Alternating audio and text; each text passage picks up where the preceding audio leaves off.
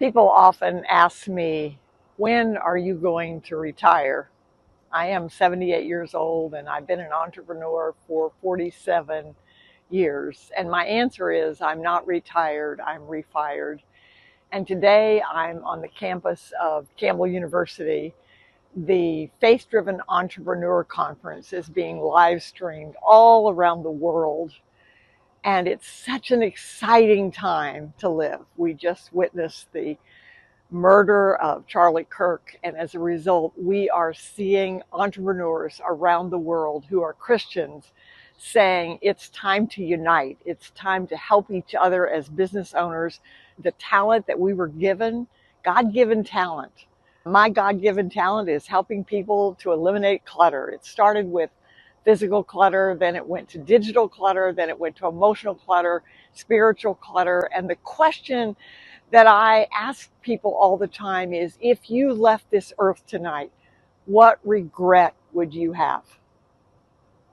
The answer to that question is a form of clutter, because I define clutter as anything that prevents you from accomplishing your work and enjoying your life.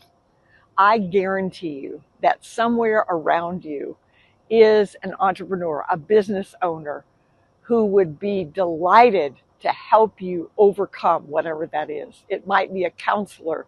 It might be someone to help you build a building. It might be somebody to help you do end of life planning. I don't know what it is, but I encourage you to stop quietly, spend some time with your Creator, and say, Lord, what would you have me to do? And then if you can't do it alone, as we say in Productive Environment Institute all the time, together we are better. The Bible tells us, I know I have the plans for you, plans for good. You were created for good, not only for good for you and your family, but for the world. Regardless of the stumbling blocks you've experienced, don't stop now.